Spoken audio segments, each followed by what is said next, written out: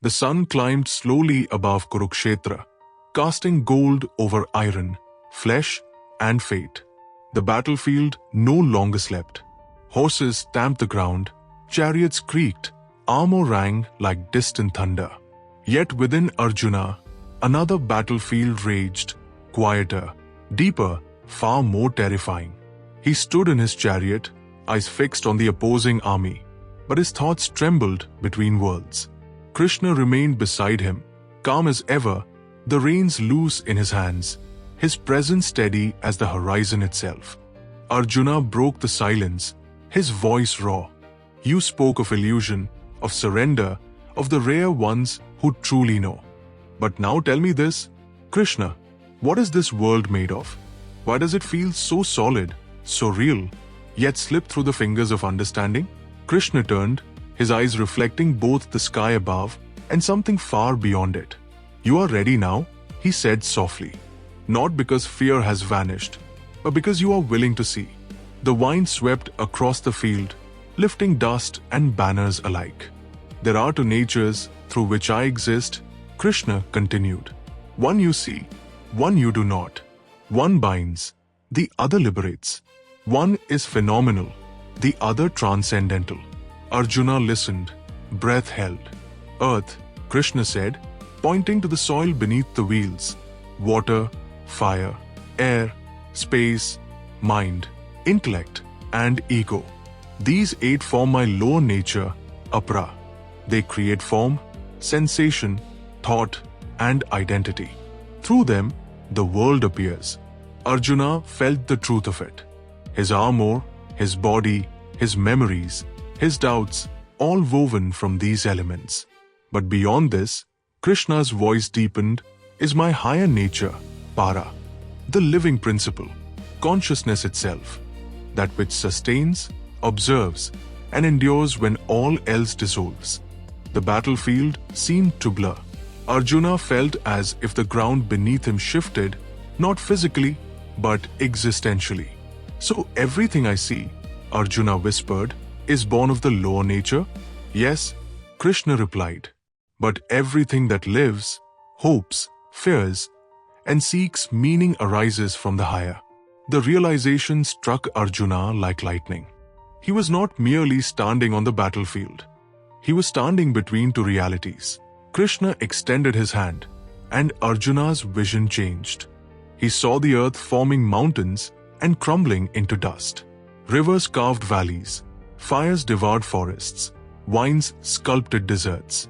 Bodies were born from these forces and returned to them endlessly recycled. You call this reality, Krishna said, and indeed, it functions with precision. The phenomenal world is not false. It is temporary. Arjuna watched civilizations rise, glitter, and fall. Kings proclaimed immortality, only to be forgotten. Lovers clung to each other, swearing eternity, only to part through time or death. Mind, Krishna continued, creates desire. Intellect justifies it. Ego claims ownership. Thus the soul binds itself to form and story. Arjuna saw himself reflected in countless versions, victorious, defeated, praised, condemned. Each version felt real. Each one suffered. Is this why suffering never ends? Arjuna asked. Yes, Krishna replied. Because Apara nature moves endlessly. It creates, sustains, destroys, and repeats. Those who cling to it chase stability in a river that never stops flowing. The sound of war horns echoed faintly, grounding Arjuna back into his body. His heart pounded. Then is this world a trap? He asked. Krishna smiled gently. No, a classroom. The words settled deeply. The lower nature teaches through contrast. Pleasure teaches attachment. Pain teaches impermanence. Without Apara, the soul would never seek Para. Arjuna felt something soften inside him. Even his suffering had meaning. Krishna's gaze lifted toward the sky, now bright and unforgiving. Para nature, he said, is the source of life itself.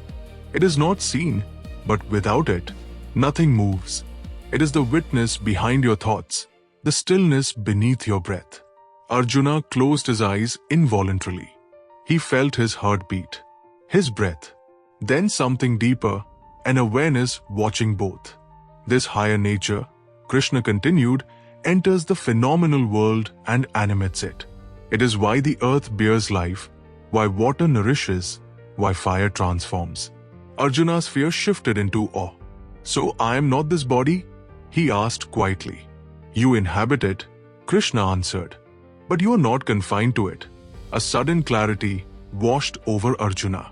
His memories, his role as a warrior, even his name felt like garments worn by something far vaster. All beings, Krishna said, are born from these two natures together.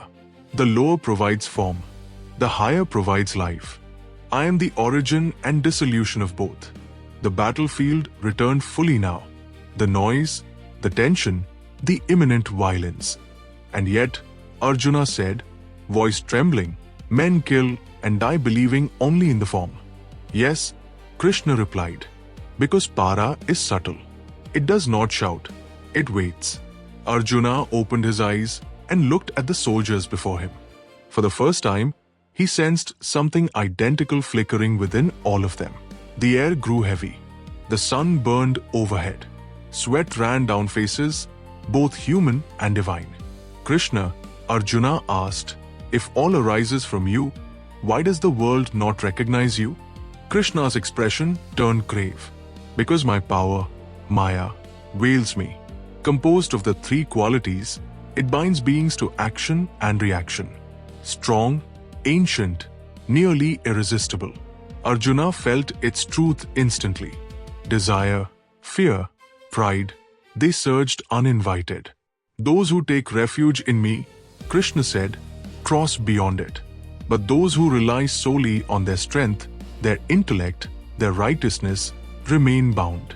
Arjuna remembered countless warriors who believed themselves invincible. Many now lay beneath the earth they once conquered. This illusion, Krishna continued, is not evil. It is purposeful. It tests, refines, and reveals. The battlefield suddenly felt like a crucible. Evildoers, Krishna said, those deluded by illusion, do not seek me. Their knowledge is stolen by desire. Their vision bent inward. Arjuna swallowed hard. And the righteous? He asked. Some worship me seeking relief from suffering. Some seek wealth. Some seek knowledge. All are noble. But the one who knows me as the source of all, that one is rare. The words echoed in Arjuna's chest. Krishna lifted his conch, not to sound it, but to hold it as a symbol. There is nothing higher than me, he said. All this is strung upon me like pearls on a thread. Arjuna looked out across Kurukshetra. He saw chariots, warriors, dust, blood, sky, and beneath it all, an invisible unity. I am the taste of water, Krishna said, the light of the sun and moon, the sacred syllable in prayer, the strength in the strong. Arjuna felt his chest tighten. Every sensation suddenly felt intimate, divine. I am desire that does not oppose righteousness, Krishna continued. I am life in all beings. The battlefield transformed again, not visually, but perceptually. Each sound, each movement vibrated with presence. So when I fight, Arjuna said slowly, you are here? Krishna met his gaze. I have always been here. Tears welled in Arjuna's eyes. Not of grief, but of recognition. To see me everywhere, Krishna said, is wisdom. To remember me in action is freedom. The drums beat louder. The moment of war had arrived. Arjuna lifted Gandiva. The bow felt lighter than ever before. He looked once more at Krishna, who stood serene amid chaos, untouched yet deeply involved. I see now, Arjuna said. The world moves through Apara, but lives through Para. I must act in form, but remain rooted in truth. Krishna nodded. Fight, he said, not as a body driven by hatred, but as consciousness fulfilling its role. Let the lower nature act. Let the higher remain free. The signal was given. Arrows flew. Steel clashed. Men shouted and fell. Yet within Arjuna, a still center remained untouched. He moved with precision, but without inner violence. Each action arose, happened, and dissolved. The phenomenal world raged around him. Fire, dust, blood. The Transcendental stood silent within him, watchful, vast, unbroken. For the first time, Arjuna understood. The world was not to be escaped, nor worshipped, but seen. And in that seeing, he stood free, even as the war consumed the earth beneath his feet. If you like our work, then do like, subscribe, and share the channel.